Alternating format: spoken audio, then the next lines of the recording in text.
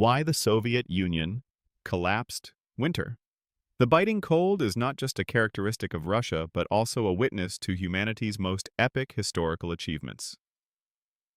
It was the frigid cold that helped them defeat Napoleon, teaching Hitler a harsh lesson about the unyielding might of the Soviet Red Army.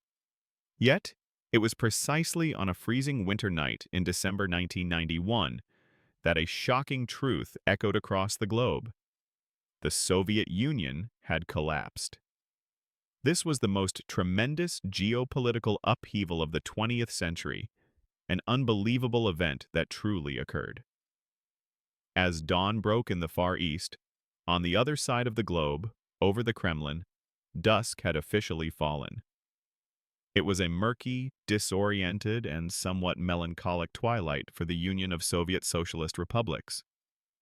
Remember, this was not only the largest country in the world, the Soviet Union was also one of the most powerful superpowers in human history.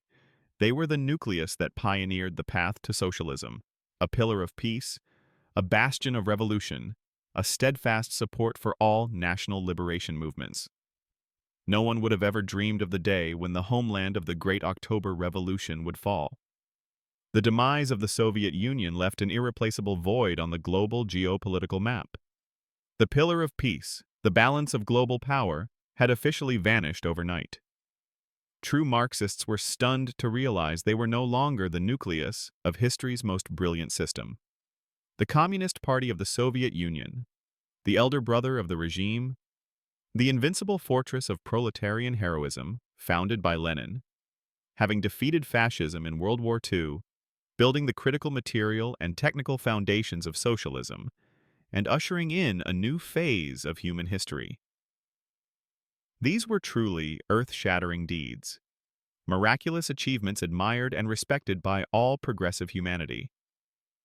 Yet, within just a few years of reforms and restructuring, by August 1991, the Communist Party of the Soviet Union, with nearly 20 million members and an organizational network spanning every corner of the country, had rapidly disintegrated, along with the collapse of the socialist system. This was a shocking truth that sent tremors across the globe. Later, Russian President Vladimir Putin declared, "The collapse of the Soviet Union was a tragedy for me, as well as for the majority of the great country's citizens." But why? The question of the Soviet Union's collapse remains the most perplexing political enigma worldwide. Join us as we seek answers to this monumental historical puzzle. 1. Internal decay, the chronic illness of the Red Empire. It's hard to believe, but the truth is that the Communist Party of the Soviet Union, vibrant from its very infancy, ultimately cracked open just as it was about to fully hatch. Indeed, the party had shown steadfast resilience, yet it was the party itself that deteriorated from within. In the 1950s and 60s, Soviet citizens knew only heroic communism, a spirit of national self-reliance. Lenin became a brilliant beacon, making a nation so powerful that merely sneezing could make the U.S. break out in a cold sweat. But by the late 1970s, the elder brother of socialism had crossed the line into decline. The U.S. might have laid traps everywhere, but ironically, it was the Soviet Union itself that stepped into the process of self-evolution, self-transformation, within its own party. Many heroic Soviet communists began to doubt and waver about the values of socialism. They adopted what was called capitalist democratic culture, causing steadfast communists to reject Marxism-Leninism, downplay, and eventually abolish the Communist Party's role.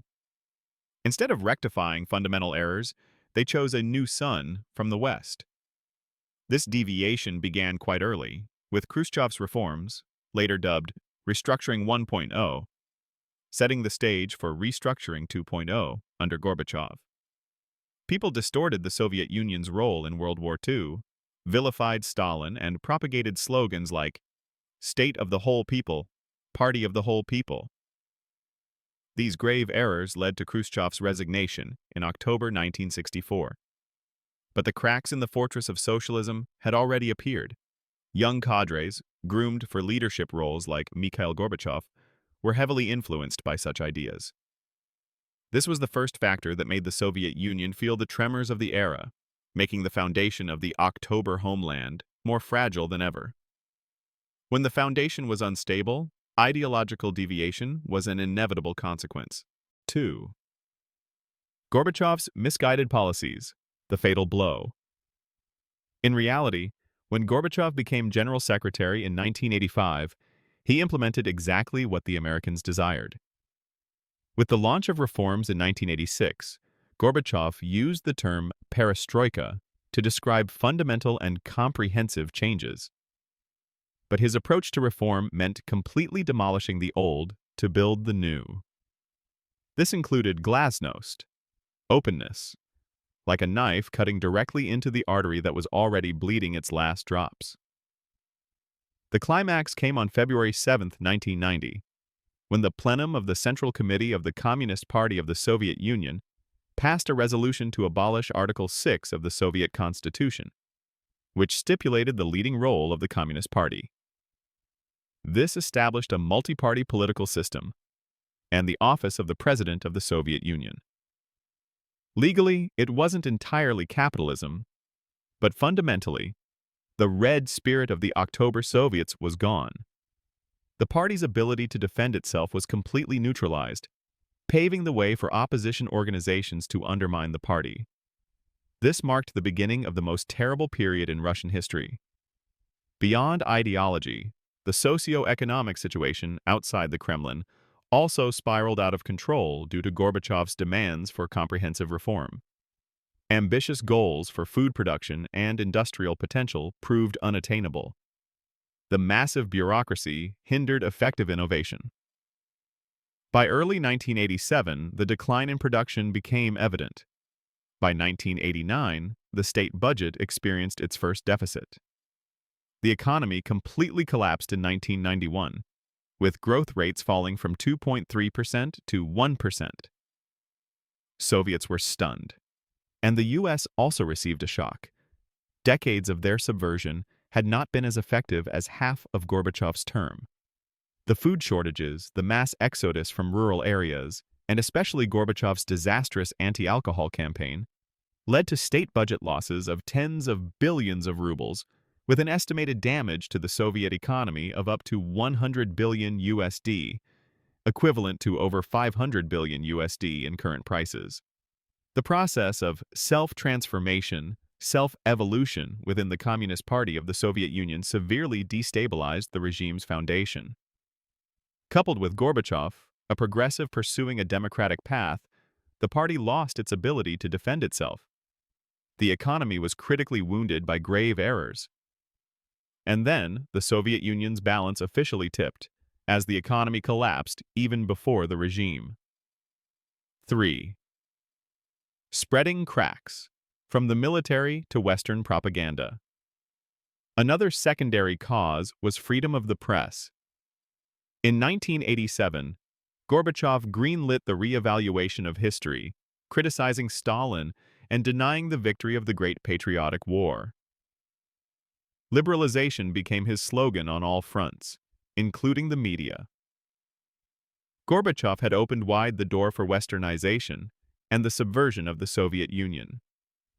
Western radio stations like Radio Free Europe, Radio Liberty, BBC, and Deutsche Welle daily bombarded the Soviet Union, denying Soviet revolutionary history, exaggerating social problems in the Soviet Union and Eastern European countries, inciting discontent, and directing that discontent towards the Communist Party and the socialist system.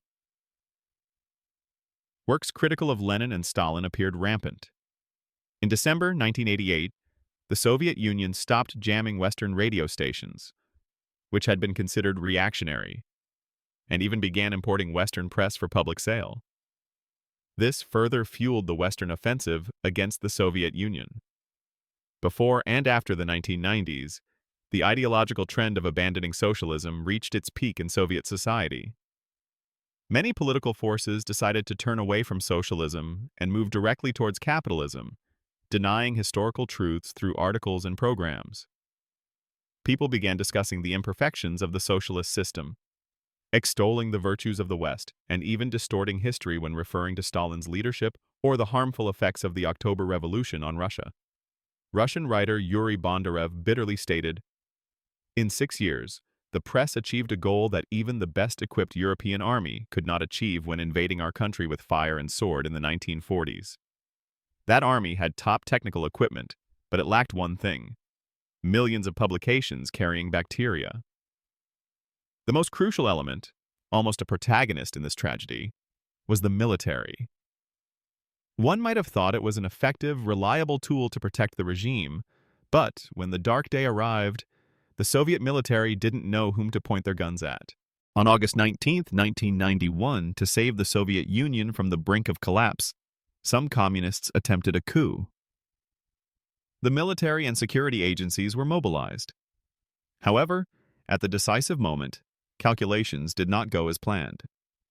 Columns of Soviet tanks stretched towards Red Square, not knowing whose orders to follow, what to protect, or whom to fight against.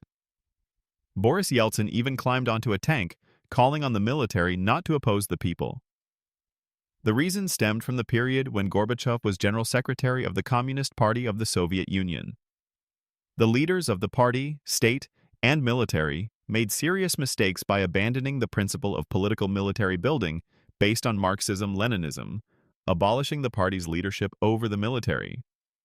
This led to the depoliticization of the Soviet military, a loss of faith in the regime, a decline in fighting spirit, and ultimately, its neutralization. A movement to leave the party arose within the Soviet military and security forces, culminating when Defense Minister Yevgeny Shaposhnikov announced his resignation from the Communist Party of the Soviet Union on August 23, 1991, and subsequently forced all military personnel who were party members to return their party cards.